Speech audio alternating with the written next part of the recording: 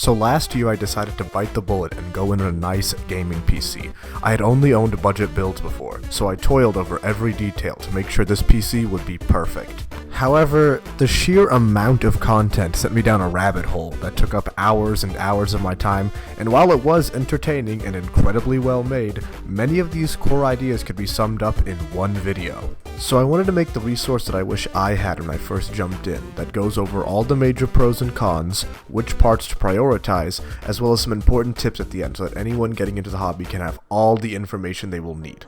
Even if you're already sold and interested in building a PC, it's important to know what you're getting into and some of the benefits you may have overlooked.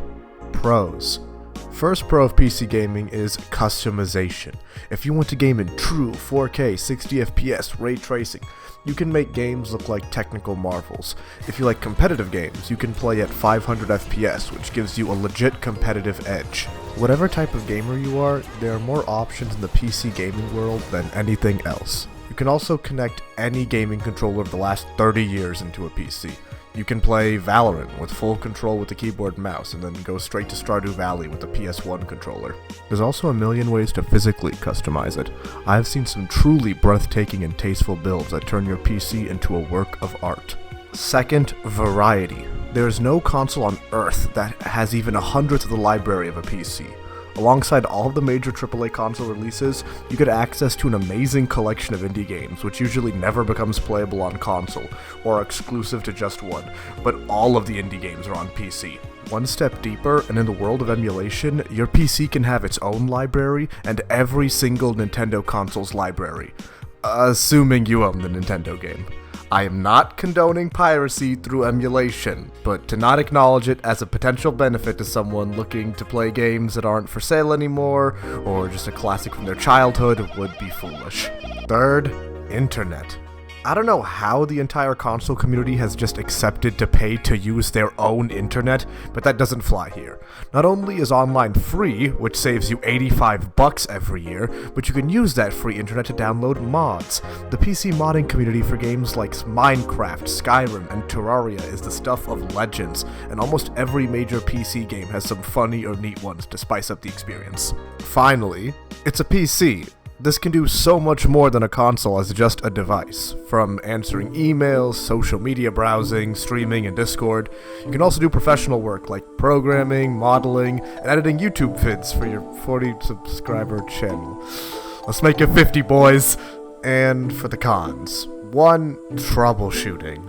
With a console, you can just plug in the game, put in the disc, and you're in. With the PC, it's mostly download off of Steam and Play, but things can stop working all the time. Sometimes your controller isn't recognized, you need to download third-party applications, sometimes you need to reinstall the game because of an issue with the file integrity, sometimes you need to update and refresh your drivers for your graphics card, or mouse, or anything. Bluetooth stuff can also be kind of annoying from time to time. And this is for the most simplistic stuff. If you really want to get into emulation and enjoy the full options of your PC, it can take so much longer.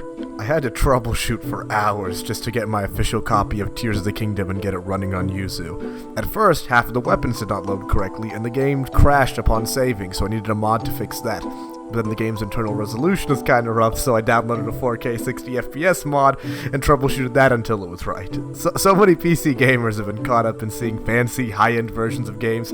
It can make you spend more time modding and fixing the game than you do playing it. Con 2, it's expensive. When most people online talk about how great PC gaming is, their PC is probably 2 to 4 times more expensive than most consoles. While there are long-term potential savings and cheap games, the upfront cost can get insane. It doesn't help that in the last few years, graphics card prices have just been getting out of control. You won't get the same cost of performance as you can with the console. It's just not possible. Final con, optimization. For a lot of modern games, PC optimization is a thing of the past. There have been tons of great games and ports that are just held back by the fact that despite running perfectly fine on weaker consoles, just lag and crash and glitch out constantly. And I understand why it's a lot easier to optimize for one set of hardware than everyone's individual PCs, but it does not excuse billion-dollar corporations releasing a terrible product just for us to wait 7 more months for the patches. Now that you know what you're getting into, here's all you'll have to know on the hardware side of this. This will be a lot less technical and a lot more practical. Someone who just wants to build a PC for gaming doesn't need to know the nitty-gritty between what the graphics card handles versus the CPU. This will be about what you should budget on and how it will affect your gaming performance from most to least priority. The graphics card is the main piece of a gaming PC.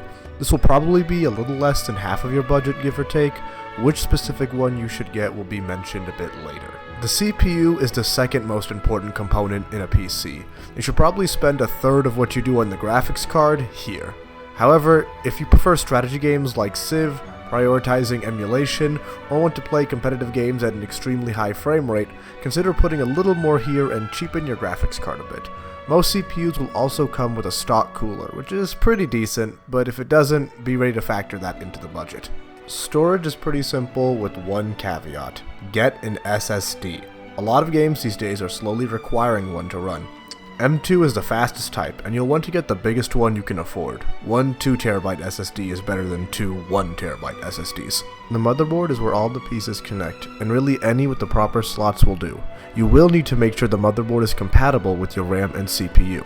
This can be hard to follow if you're new, but the website PC Part Picker is a massive resource you should be using for this. It can show you the cost of your entire build and show which pieces are compatible with each other. It's not perfect, but I highly recommend it. The power source is what powers your PC from the wall. You will need the wattage to be high enough for your build. PC Part Picker gives you an estimation, but it's safer to go up 1 to 200 watts to be safe. If this part fails, it can damage your entire build. RAM is pretty straightforward. In 2024, I think 16 gigabytes is probably a good standard, and it's cheap to upgrade. The case is up to you. Airflow does matter, but most cases are okay enough, so that it's mostly for aesthetics. You can either go super budget off Craigslist, or buy a $400 pyramid. Personally, I prioritize power over looks, but I'm not one to judge if you want to make your waifu dream build come to life. For the monitor, if your build is less than like $700, you should aim for 1080p. Around $1,000, you should be aiming for 1440p, and $1,300 and beyond, 4K is the move. Or is it? Because, in my opinion, while the resolution jump from 1080p to 1440p was quite noticeable, up close the jump from 1440p to 4K really wasn't. What stood out a lot more was high refresh rate. The jump from a 60Hz monitor to a 144 was incredible, and it's hard to go back anytime I'm playing on my PS5. And 4K high refresh monitors are... yeah. Plus, even with the highest end cards, you can't even use the hertz you paid so much for. 1440p 144Hz is the sweet spot. Okay, you know what you're getting into, you know what you should prioritize and budget. Here is some important advice gathered from me spending way too much time watching videos and reading articles about PC parts. Tip 1. This is a game of diminishing returns. Once you hit around $1,000, the improvements will start to decrease dramatically. The 3080 retailed for $700 and the 3090 retailed for $1,500. Yet despite being over twice the price, the 3090 was only 12% faster. Try not to go for the upsell unless there is a meaningful price to performance increase for it. Tip 2. Avoid the gamer branded stuff for people worried about budget. A lot of products get sold for way more than they're worth by slapping some RGB light strips onto it and calling it a day. Brands like Razer are infamous for this. Don't turn away from everything that has a gamer focus to it. I really like HyperX's headphones, but sometimes everything that glitters is not gold. Tip 3. AMD for value, Nvidia for features. Okay, I know this one might be contentious and I'm not trying to start a graphics card war. This is just a fact that AMD has the best price to performance. However, Nvidia has a ton of great features, such as a better upscaler, which renders games at lower resolutions, then upscales it with AI to increase performance. They also have way better ray tracing. They also have the single strongest GPU you can get on the market. This is your opportunity to go on Reddit and obsess over things like VRAM and energy consumption, and I think your graphics card choice is the one thing you should definitely dedicate that time to. Tip 4. Avoid pre-builds if you can. Pre-builds are great if you're maybe getting a PC for a child or someone who cannot physically build a PC, but they are always overpriced for the convenience fee. of assembling it themselves, and are almost always lacking in one important component that makes the whole thing a pain. Tip 5. Consider used graphics cards. The used market for graphics cards is an amazing way to get the most out of your wallet. While you may lose out on a potential warranty and have to check and double check the sellers giving you a proper product, the savings here are real. Even Bitcoin mined cards are pretty safe. Tip 6. Budget for peripherals. Keep track of all the small fees like tax, shipping, and the operating system in the budget. Include the cost of any and all peripherals and extras you'll be spending on. If you play Xbox on the family TV and don't have a mouse, keyboard, and headphones, that needs to be subtracted from the budget. My personal recommendation is to ask your uncles and cousins if they have an extra keyboard just lying around, as I don't think a nice keyboard is as necessary as a nice mouse. For the mouse, you can't beat this one from Logitech, link in the description. Tip 7. Wait for sales for as many parts as you can. Unless you are buying a part the week it comes out, more often than not, some sort of discount is going to hit it during a holiday or just some random weekend. Not everything you want will go on sale at the same time, so just be patient or wait until Cyber Monday. Patience might reduce the cost of all your other parts to the point where you can take your graphics card to the next level. Just a thought. Tip 8. Micro Center. If you live in the USA, this is the most important one in the video. Micro Center is PC gaming heaven. They have neat features like building a PC for you for $100 and stress testing it, but where they excel is their insane bundles. This can take care of half of your build, and you won't have to remember which generation works with which motherboard and which CPU. Not to mention, the bundle can save you a decent bit of money. It is a literal cheat code. Tip 9. CPU generations are not linear. Higher core counts do not mean better gaming performance inherently. An i9 is not always faster than an i7. The higher the generation, the more core counts, which can be beneficial for productivity work, but for gaming, focus on the last number here, as it's a better indicator of how good your CPU actually is. Tip 10. Don't do gaming laptops.